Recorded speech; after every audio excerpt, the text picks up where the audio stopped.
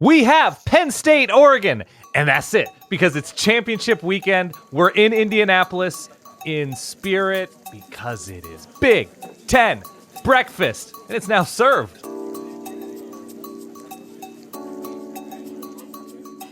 Welcome back to Big Ten Breakfast. My name is Ty Hildenbrandt. That guy is Dan Rubenstein. And on today's Big Ten preview episode, not only are we talking about the Ducks and the Nittany Lions, but since this whole shindig is taking place in Indianapolis, we had to do our thing. We had to pick a proper breakfast spot. Getting a little creative today, going to a place in downtown Indy called Love Handle. Dan Rubenstein. It's exactly my love language, Ty, when it comes to breakfast. It's creative. It's a little bit weird. They stack ingredients that like, here, have some like pork belly and salmon and giardiniera mayo. And like, okay, I trust you, Love Handle. I'm ready to roll. But I got to get to Oregon Penn State first with you. We have to. Okay. Little background here. Ty went to Penn State. I went to Oregon. We love our alma maters. They're playing each other for the first time since the 1994 season Rose Bowl on January 1st, 1995, which I think was my actual, as a 10-year-old maybe, introduction to the University of Oregon. Shortly thereafter, I bought an Oregon hat. About 7 years later, I attended the University of Oregon. Penn State absolutely mopped the floor with Oregon in that game. Yep. Yeah, they did. But nevertheless, I had never heard of Oregon. I had never heard of a college being named the Ducks. And here we are. You're from Pennsylvania. You attended the Pennsylvania State University. That's right. And we have a very personal Big Ten championship game. It's a very personal Big Ten championship game. In the entire span of time that you and I have known each other, none of our teams have ever played each other. So This is exciting on a number of different levels. The fact that they meet in a high-level game like this, one that's got a low point spread that figures like it could be close, maybe not. I don't know. It's a fun game on a Saturday night. We've got all sorts of fun stuff planned. So what a better way to kick off the weekend than with a good old Big Ten breakfast. Yes, absolutely. Okay, so when you look at this matchup, what is the big flashing light? You're like, oh, this is this game.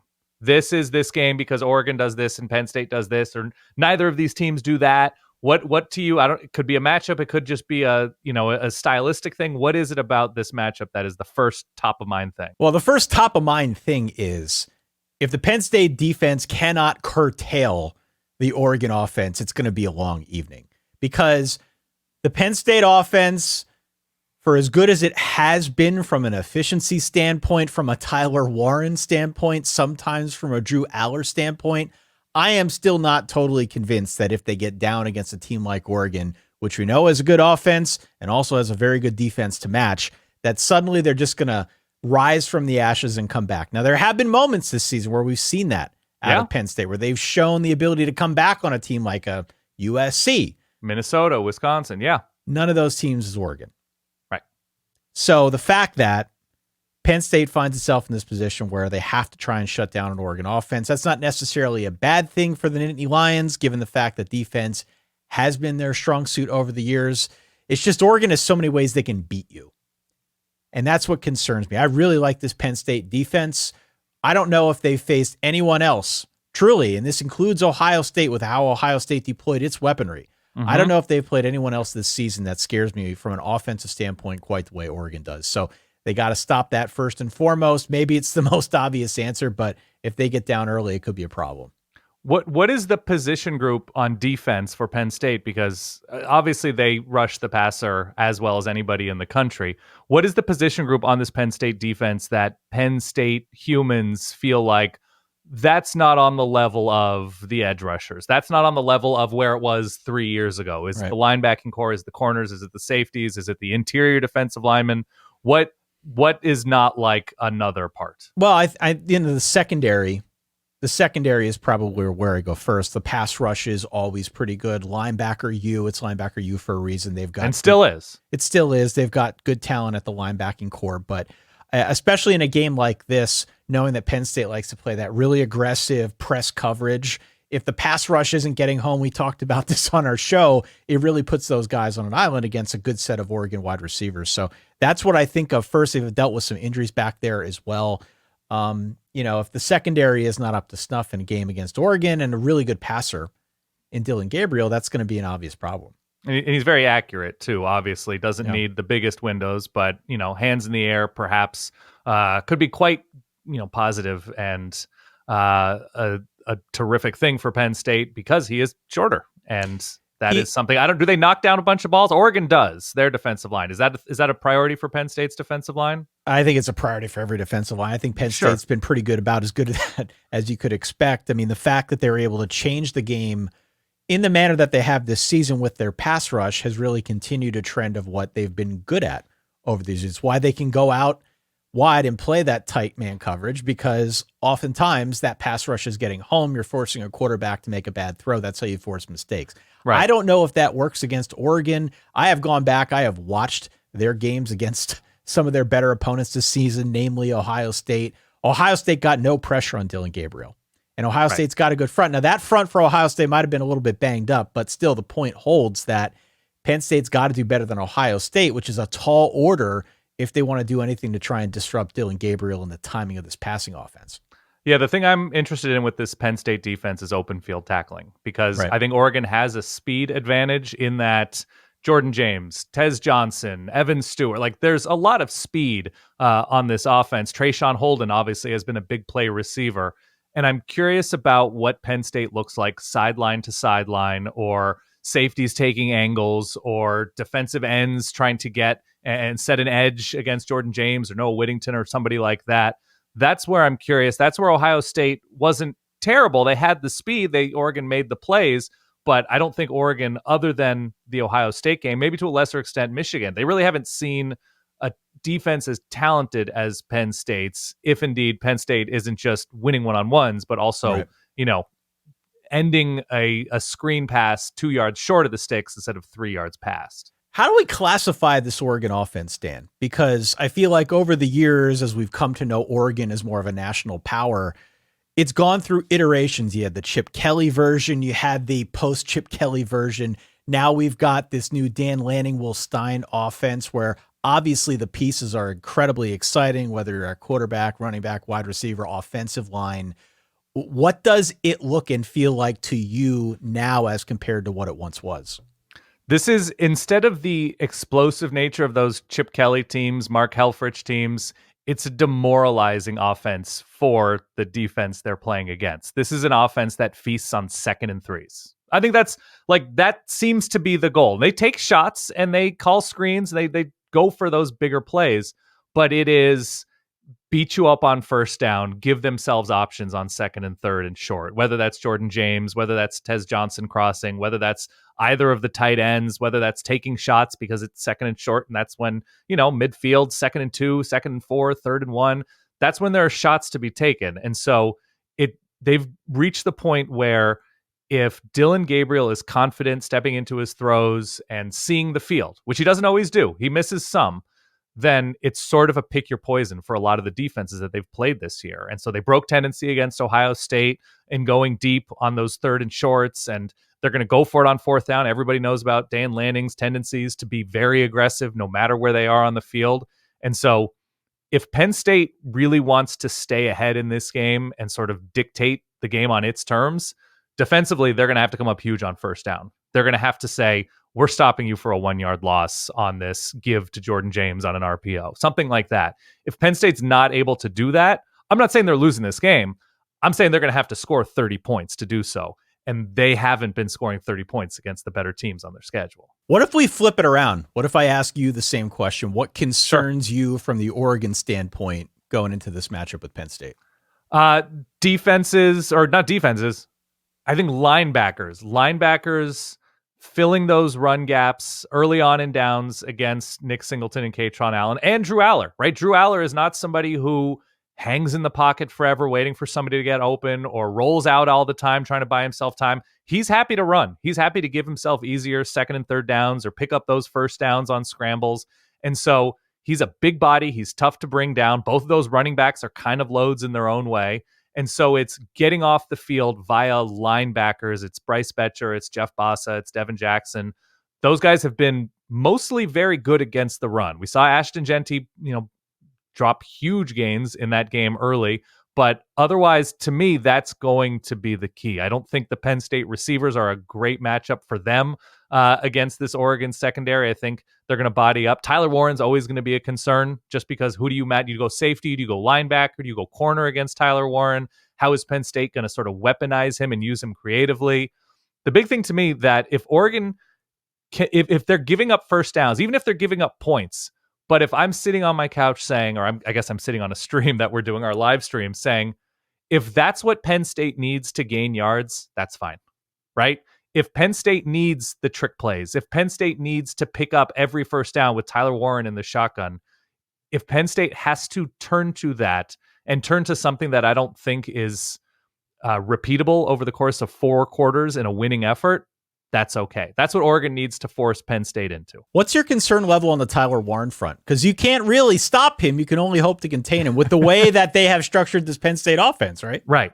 Yeah, I mean, it's Tyler Warren generally in a winning effort. They're 11-1, and it's really just nothing crazy downfield. You got to wrap him up. You have to understand where the screen game is coming from because he obviously can be quite good with the screen game. It's on third and manageables.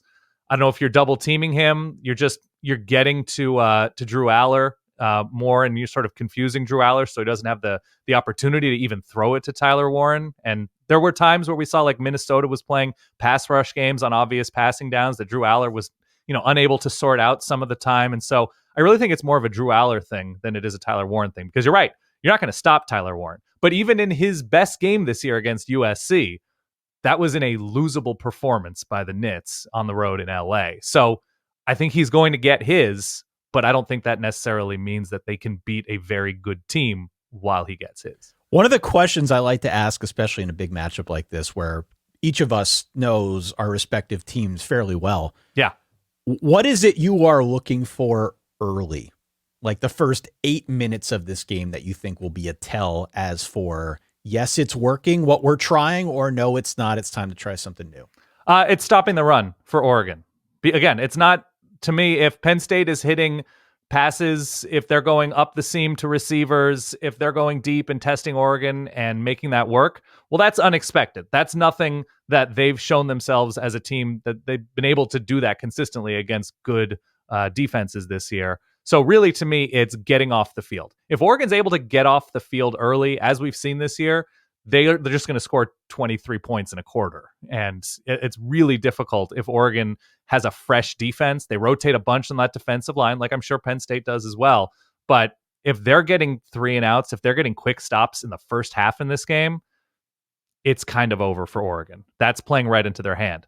If Penn State is drawing out long drives and they're turning those long drives into 6, Oregon's in a good amount of trouble here.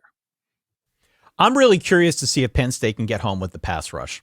I think that's the one thing. And I think one way you're going to be able to tell if it's working is if Penn State is getting called for pass interference. If those guys out on the corner that are out on an island, if they find themselves in a situation where they got to start tugging a guy like an Evan Stewart to keep him from breaking a big play, I think that's a tell that you're going to see. We've seen them do it on occasion at Penn State. I mean, they do like to play press coverage out wide. They will resort to that. It's a question for me of how often they're resorting to it. Right. If we see multiple pass interference calls relatively early in this game, that should be a pretty good indicator that Abdul Carter is not getting to Dylan Gabriel. They are not forcing some sort of change in rhythm in that passing attack. And the guys out wide have to resort to, let's say, nefarious tactics to prevent against any kind of big explosion plays. What's been the reason, in your estimation, from a Penn State perspective, that James Franklin and these Penn State teams in these games against Michigan, Penn State, whoever, USC in the Rose Bowl, what has been keeping them back? Now, they scored a ton of points in that game, in the Rose Bowl game, but what is it about? Is it a play calling thing? Is it being too conservative in big moments thing, or overly aggressive in big moments thing?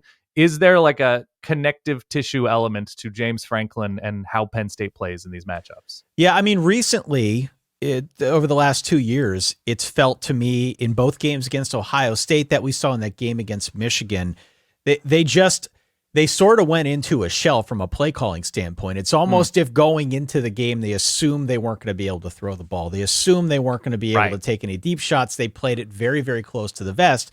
And as such, I mean, they were close in most of those affairs, but they just weren't able to provide the pop when they needed it. So they haven't figured out how to do that against better defenses that they've played in this Franklin era. It just feels to me like everything is so close to the vest. There have been moments, a lot of game-changing plays on defense we've seen. You can go all the way back to the last time Penn State beat Ohio State. You need a special teams play, something of that nature, in order to really flip the game on its ear.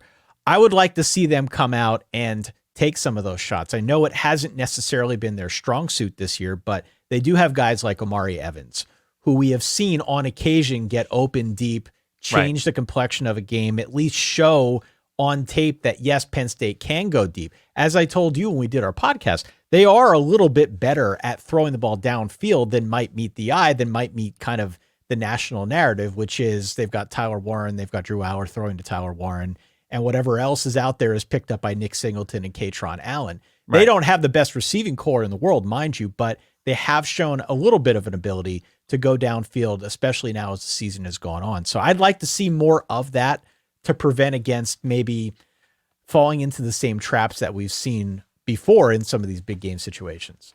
It's interesting that you say that they just come out and assume they can't do these things in big games, that they are not the aggressors. They're not the one who knocks. This is Penn State. This is a huge place. I just remember last year, was it last year when we had Sean Clifford throw, or I guess not last year, obviously 2 years ago, the picks against Ohio State early, the turnovers. But they were tiny little short passes, right? He wasn't throwing it deep. He wasn't throwing it downfield. It was like, well, certainly we can't complete passes against Ohio State. And there's like a shrinking down effect to Penn State in these games because they just don't seem to come out with their chest puffed out for whatever reason. It's one thing if you're talking about Sean Clifford, who, look, he's in the NFL now as a backup. Right. But Sean Clifford didn't necessarily have the biggest arm. That's not the case for Drew Allar. Drew Allar can flick his wrist and the ball can go 65 yards. He's an elite, arm-talented quarterback. But there's almost that mentality, right? That tight mentality to this offense in these big games. Even back with Trace McSorley, it was a lot of like, well, Trace McSorley's scrambling again in this huge game. Sometimes it works, sometimes it doesn't. And they were able to use misdirection in some of those games when they had Trace. Obviously, Saquon was part of some of those teams as well. I mean, it definitely gives the offense a different feel when you've got a home run hitter like Saquon, when you've got kind of a wild card in a guy like a Trace. It makes it difficult to figure out exactly what you're keying in on. They don't really have that same setup this year. What I would say, though, to kind of build on the point a little bit further is I don't know if it's been kind of the plan going into the game. I don't know if it's happened once they got in the flow of the game, but there has definitely been this prolonged feeling of Penn State playing not to lose. Right.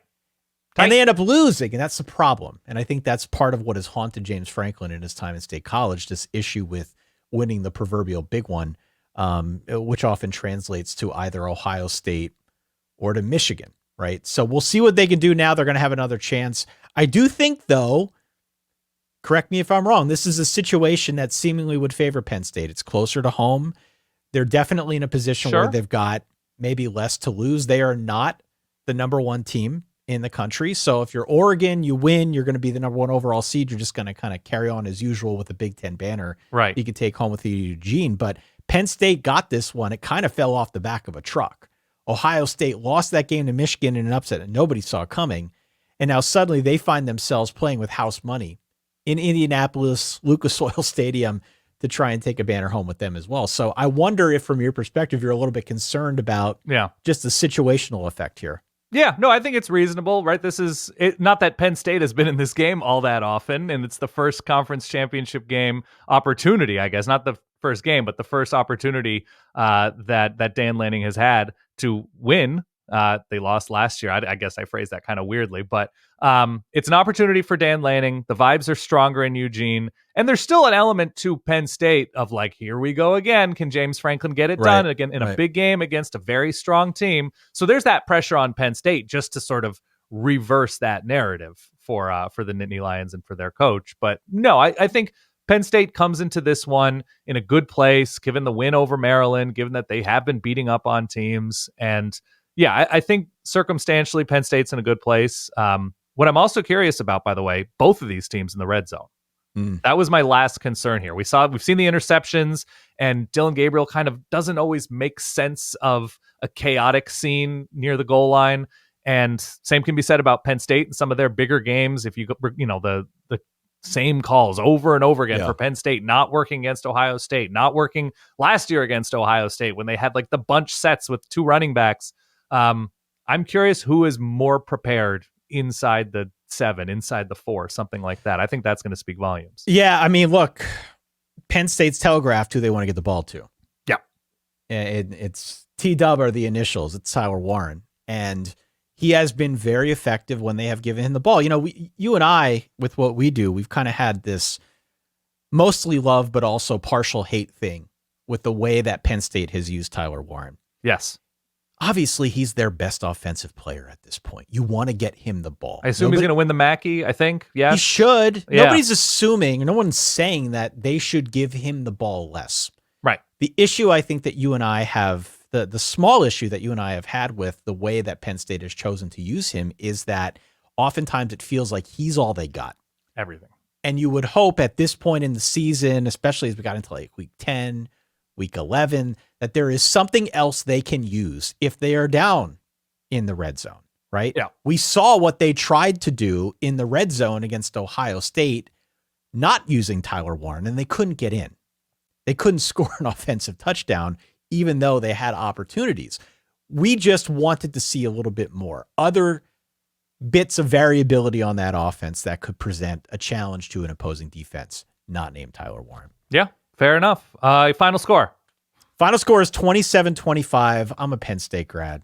I got to go Penn State here to shock the world. Build me the 2-point victory. How do they get it done? On the backs of what?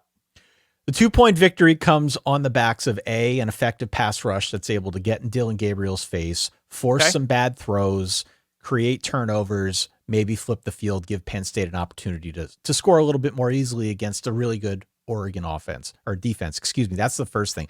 The second thing is, I think just because I trust a lot in the Oregon pass rush, that they're going to have an opportunity to affect Drew Allar. I'm looking for some quick stuff out to the edge, notably with a guy like a Nick Singleton, who truly is their burner. You can get him in space. He's the home run hitter. Let's revert back to his freshman year campaign where we saw a lot more of these big explosion plays. I think there's an opportunity here. Quick stuff, move the point of attack out wide, see what he can do in space. I think if they can do that, I think if their defense holds, they have a pretty good shot of winning this game. But if the pass rush isn't getting home, if they're not able to affect the rhythm of the passing game, I think it could be a long evening. Yeah, I have something like 28-20 Oregon here.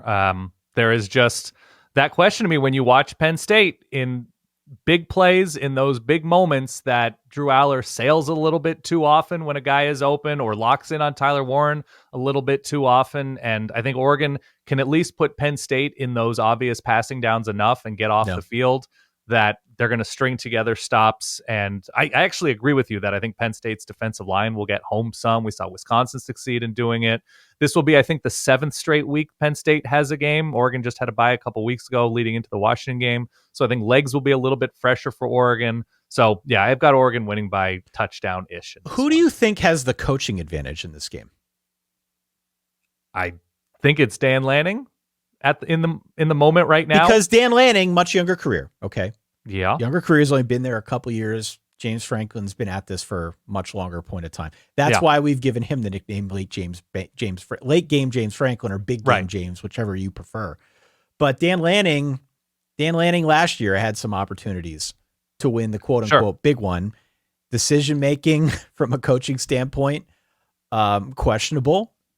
You know, maybe you like it, maybe you don't. He sticks with it. Yeah. Doubled down on being aggressive. It's part of his ethos, not just on the field, but in the recruiting game and the transfer portal. I mean, you know who Dan Lanning is at this point. Does the fact that James Franklin maybe has been in more of these games give you cause for pause? How many Big Ten championship games has he been in? He's been in exactly one, and he won it in a comeback effort in the second half. With Joe Moorhead, right? That was a Joe Moorhead year. Yeah, that was Yeah. a great offense. They were just bombing it down the field. When you say who has the coaching advantage, I think it's Dan Lanning, but I think it's Dan Lanning because he doesn't have first-year coordinators. And James Franklin on both sides of the ball does have that. So I think there's a familiarity. They've been in this spot together. They've played. This is their third year together. Tosh Lupoy, Will Stein's second year at Oregon. So I think there's a shorthand involved in these big games. Even they haven't won all of these big games, they've scored multiple offensive touchdowns in all of their big games. Right. Not necessarily true of Penn State and James Franklin. No, it isn't. So that to me is the coaching advantage, that like, oh, let's do this thing that worked for us last year or 2 years ago or 7 games ago. That I think there is a familiarity within this coaching staff that I think Penn State's just not there yet with. Give me one thing before we go to breakfast. Sure. One odd thought that has been bouncing around in your head about this game. One odd sort of theory, conspiracy, superstition, something that when you look at this game, even though it may not fit any kind of logical pattern, it's something in the back of your mind that you can't really shake. It's a good question. I'm always worried about Dylan Gabriel's height. I'm not terribly worried. I think he was the Big Ten Offensive Player of the Year, so obviously he did something right this year. No, there is something about a big, overwhelming defense against this Oregon. I mean, the offensive line is in a good place. The offensive skill talent's in a good place. That after watching that Wisconsin game, that Oregon has been a team this year that has been able to sort of sweep a bunch of mistakes on offense under the rug because they are able to pull it out on the next drive or 2 drives from now, whether it's a drop, whether it's missing a receiver. There have been those repeated things to this offense. And I think you can get away with it against Illinois, against Maryland. Yeah. And, they didn't really score that much in the second half against Illinois. They struggled with Maryland on defense at times, that they've been able to sweep slow stretches under the rug because they score touchdowns on 3 straight drives. I think it's tougher against Penn State. That's the worrisome thing to me, that Penn State is a good enough team to turn mistakes into actual problems, whereas I think most of the Big Ten, like an overwhelming amount of the Big Ten, is to some degree some version of mediocre. Yeah. That when they actually have to play Ohio State, they were able to win and take advantage. But they're just not super tested week to week in the way that, the Washington defense and Washington overall is just not a test. Michigan this year, that offense, not a test. And so Penn State is more complete than everybody but Ohio State in this conference. And so they're not tested in the they're down 10 in the third quarter. They're down 13 in the fourth quarter. What's the plan, guys? Yeah. And so that is worrisome to me. That just, there's 3 good teams. Or no, they didn't play Indiana either. So right. Yes, there's more than that. My odd theory that I'm sure is backed up by virtually nothing, maybe we could talk about it after this. Yeah. Is that Penn State and James Franklin still have a case of the Big Ten East yips. And when they play big games that aren't against Ohio State or Michigan, they suddenly come out of a shell and turn into a team that we have not seen before. Now, if that theory holds, right, bodes well for them in the playoff. Sure. Bodes really well for them in the playoff. I understand they played a bowl game against Ole Miss. It didn't go well, but bowl season being what it is nowadays, who can really trust any of that? Right. I'm just curious to see against a different opponent, one that has not necessarily been stuck in their craw for a good long time. Yeah, there's no baggage there. There's no baggage there for Penn State and James Franklin. Zero. There just isn't. So I wonder if coming into a game like this gives them a fresh set of eyes, almost a breath of fresh air in a sense that it's not one of those teams that he's got to try and get the monkey off his back to take them down. It's literally an unfamiliar field, right? It's not him going into the shoe or the big house. It's not him at Beaver Stadium, right? It's neutral territory. It's completely neutral territory. Penn State will travel well. I'm sure Oregon will travel well. I'm sure expecting that both fan bases will show out for their teams. But that to me, I think is, again, based on nothing other than gut instinct. We have seen Penn State play well in some of these non-conference games, some other matchups throughout the course of Franklin's career where it hasn't been against one of those two teams. So I'm just curious to see if this is something that's on display on Saturday night. Fair enough. Let's talk about something that will 100% be on display Saturday morning, and that is breakfast at Love Handle. First of all, can we just applaud this name? I love it. Love it. I love the name Love Handle. Not plural. No. Just one love handle. Just a singular Yeah. love handle. I usually ask you, what's your order? What's your move? You look at the menu, you look at pictures, you do some research. You can tell me what your order is, or you can just tell me your opinion of a place like this with the chalkboard menu, with stacking things creatively. Oh, it's the best. I'm not crazy about the overuse of pork tongue, okay? I'm not Well, going to lie to you. belly, beef tongue, yeah. Okay. There's a lot of that going on. I'm not sure I want that on my cuts. breakfast sandwich. Yeah. Okay, but I was eyeing up a spicy sausage, bagel, biscuit, breakfast sandwich situation. Sure. I think that's probably my jam. I like the fact, as I said, the chalkboard, wonderful. The menu, if nothing more, is super creative. Yes. So they get points, they get the E for effort. And if they're putting in the E for effort with creative breakfast items, that tells me that pretty much everything on the menu is good. Well, somebody cares, right? Somebody behind cares, the exactly. scenes or somebody's. Yeah. You don't do that. You don't do that unless you genuinely care about putting something good out there for your customers. So I'm willing to go. I'm willing to try just about anything. I'm not doing the pork tongue thing, beef tongue. I'm just not. That's not my. But almost everything else in this menu looks ideal. So I'm down. I am 100%. I would order 7 things. If you and I were here, I would order 7 items just to get as many varied bites as possible, right? I see it. There was like a loaded lox home fries. Sure. Do I 100% know what that means? I do not. I have no Absolutely idea. not. No. I want to try some biscuits and gravy. I've had biscuits and gravy before. I love it very much, but they're throwing in not weird, but like here's some bacon shards or something like that in the biscuits and gravy. Or there's like, a little bit of like Trader Joe's sandwich situation going on here, where there's like 1 or 2 ingredients that wouldn't normally belong in the mix, but you see it and it definitely piques your interest. You know what I mean? Yes. Oh yeah, I would get the shrimp salad sandwich. That looks great. I would try as many things as humanly possible. I saw there was a turkey hot brown situation with the fried egg on top. Yeah. You go through their Instagram, you go through their menu. It seems to change a lot. There's a surf and turf breakfast burrito. I don't know. Yes is my answer. Yes is my answer at Love Handle. I'm gonna take a nap later in the morning. I'll grab some coffee. Everything will get taken care of by kickoff. This is my move. My move is just variety at a place like this. Penn State versus Oregon, 8 p.m., CBS, Saturday night for all the Big Ten marbles. Your team, my team, a lot on the line. It has been a fabulous season of Big Ten breakfast. Oh, so good. It has been a fabulous season. The fact that we get to top it all off with this game is pretty damn cool. Very personal. Very much looking forward to it. Ty, as always, thank you for weighing in on all things Big Ten and breakfast. And who knows when we'll see. Maybe we'll see you again in the playoff. Maybe it's a Notre Dame-Oregon National Championship. That's semi-Big Ten and personal. We'll see. Stay tuned to the YouTube page. We'll see you soon.